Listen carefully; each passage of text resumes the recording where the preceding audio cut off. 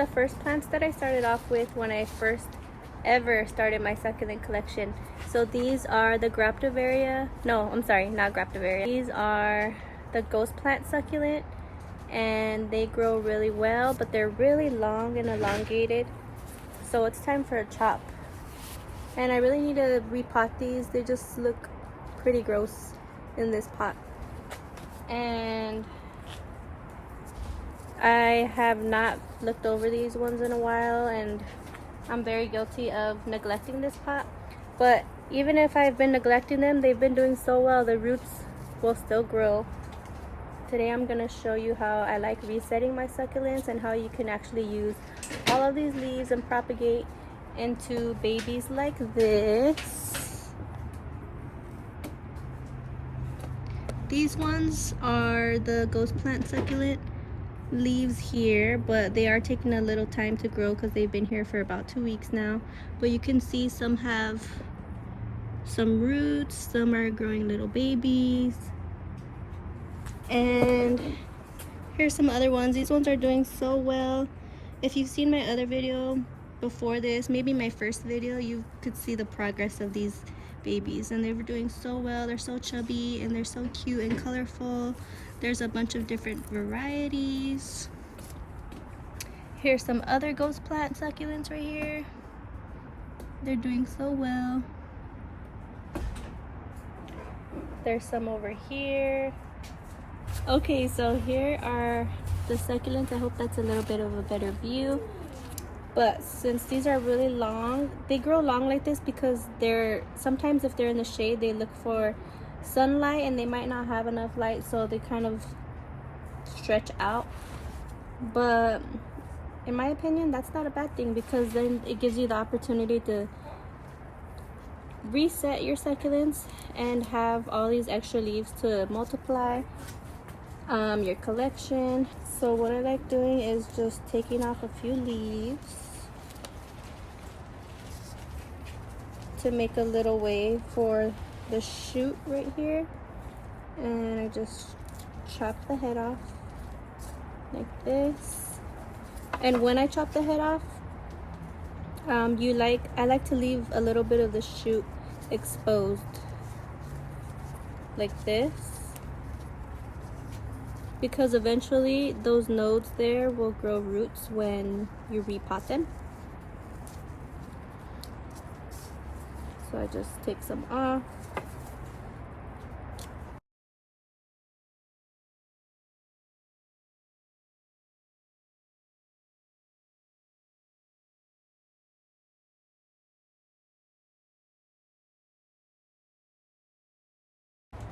The thing I love about these I keep saying Graptivaria. The thing I like about the ghost plant is the more you neglect them, the more they grow. Which I've noticed as well is in the beginning when I first started, I would baby them so much. I made sure they got enough water.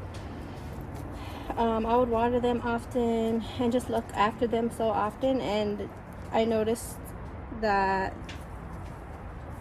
they don't grow as much if you baby them too much. You could actually even take these leaves and throw them in your garden and they will grow themselves. So, okay. So once I chop off all the heads, I would usually leave them in their pot, but I want to repot these. I should have repotted them first before I cut them. Look at that, the roots are just amazing, and I haven't really even taken care of them. Succulents do well without much water. Too much water can kill them. Oh look, and here's a baby. One of the leaves must have fallen off, and it grew a baby all on its own. Gritty, sandy soil is the best soil. You want a good draining soil for your succulents.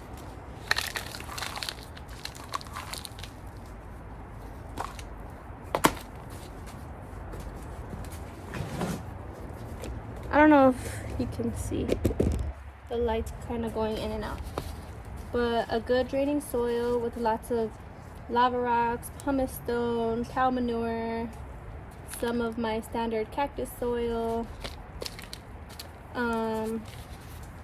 good drainage at the bottom. And you actually want your succulents, when they're freshly chopped, that's a fresh wound there, and you would regularly want it to dry out for a couple hours or even overnight. But for the sake of the video, I'm just gonna plant them right in the pot, which in my experience, they do just well if you just plant them right in. Just don't water them for a couple weeks, because if you water them, they will surely die. We'll just start filling up the pot like this.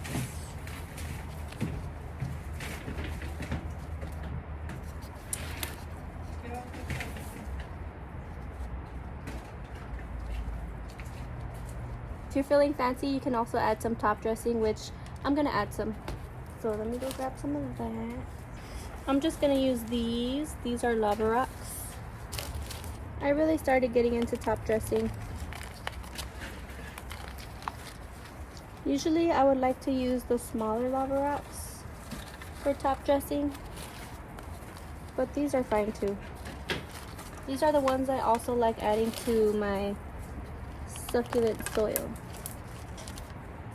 They just give such a grittiness to the soil, and they allow for good aeration and for your soil not to be so compact, which if it's too compact, it could lead your plant to root rot. So these help a lot,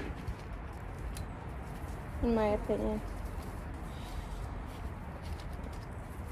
Ta-da! So that's what it looks like when you repot the heads. They're not so long. For these bottom halves, I'm also gonna repot these. I like to keep my soil in this giant bin. I want to make another video on how I make my succulent soil. It's improved so much from the first time I've ever started my whole succulent journey. Probably started in pandemic in 2020, and my garden has just grown since then, and I just love it so much. And I'm learning so much till this day. I'm still learning, but I do what works for me. So what I like to do is just use my finger and make a hole with this. I just put them in there.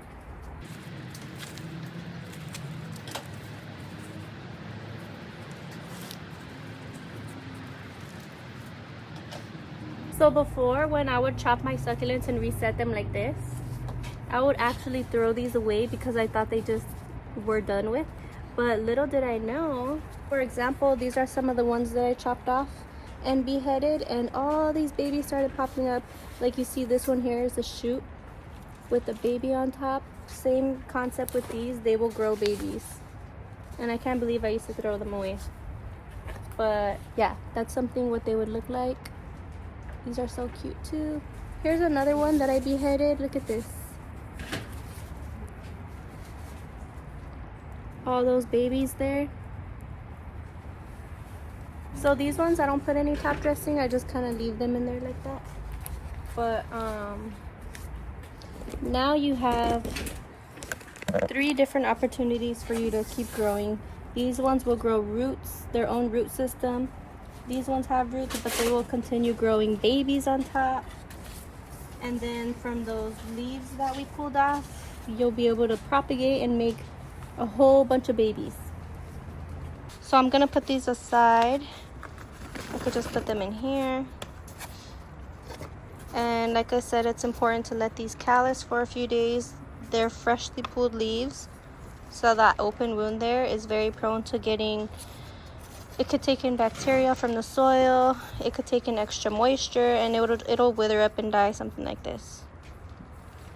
But if you leave them for a few days, you can then set them on top of soil and they will grow like this. And they only need water about once a week. There's so many babies. I think out of all of them, this one is doing really, really well. so many babies. Here's a ghost plant here. And sometimes you can even get more than one head. You could get even 2 or 3 growing on one plant, which is so cool. You could get crested ones, you could get variegated. I have some variegated ones over here. These are sort of like a ghost plant, but they have like a yellow stripe. I don't know if you guys can tell. Variegated is basically just like a mutation in the plant where it has a cool color or cool stripes or something different about the plant, which makes it so unique and pretty. And here's all the leaves I have propagating. I'm pretty sure, if I'm not mistaken, the variegated leaves will also create a variegated plant. Maybe not 100%, but for the most part. And this is my first time trying it out, so we'll see how those go. But yeah, there you have your heads that you repotted. These ones look so pretty. No water for a couple of weeks at least.